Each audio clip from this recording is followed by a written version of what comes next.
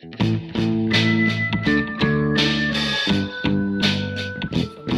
often the person who wrote it, and that means Hmm. you're doing it very early, right? Minimize the amount of time from when the code was written to when the defect is discovered. That's why I'm a big fan of automated unit testing. The developer writes it, and this kind of captures how it's supposed to work, like the requirements at a very low level for that unit. And you have things you can run. It works great with CI/CD, a build pipeline, build and test. You can keep regressing all the time when you have those automated unit tests. And you can build those out and look at the coverage and make sure you're getting that good coverage of all the decisions, of all the conditions, all the code paths, and make sure you exercise all those and do it real early. TDD in the small, I think, is a good example as well. I walk people through it, and they look, oh, that's what TDD can mean, because they think it's a lot of people think TDD is write all your tests beforehand and then start writing code, which is I don't think is the right way to do it.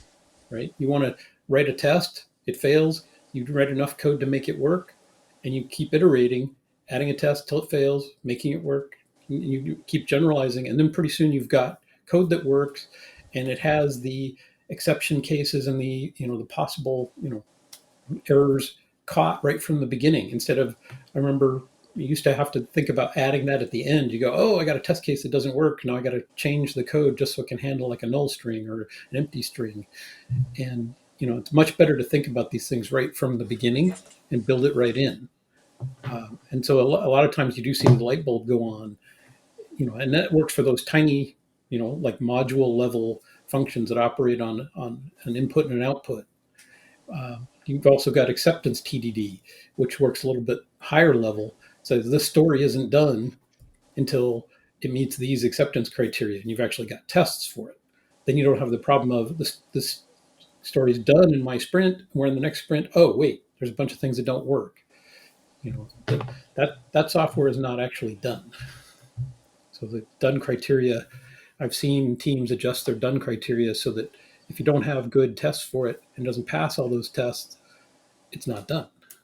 And then you have got a lot more value in the stories you deliver instead of creating more debt to carry forward. Yeah, and I would say that your definition of done should not only say that you're passing all your test cases as appropriate, but I would also add that the test cases achieve appropriate levels of coverage. Are we doing the edge case testing? Are we doing the domain coverage testing? Are we getting decision coverage on our unit testing? And Right. And so it's that's where not, that go ahead. criteria to say what is adequate testing is kind of needs to be written in terms of what kind of black box coverage testing and what kind of white box coverage testing do we say is enough. And if you do that Base, for every piece, then you have what I call well tested bricks that you're building things out of, which I think is a big advantage. Then you don't Hmm. find all mhm. these issues at integration time, or you certainly don't find as many issues at integration time. You still will. Things still You break. still think testing units does not mean that the units integrate together well. And so there will always be things you have to find at integration testing. Right. Or the But system level. Right. yeah, but that's also, we haven't really talked about them, but test doubles, those are a great tool to let you enable you.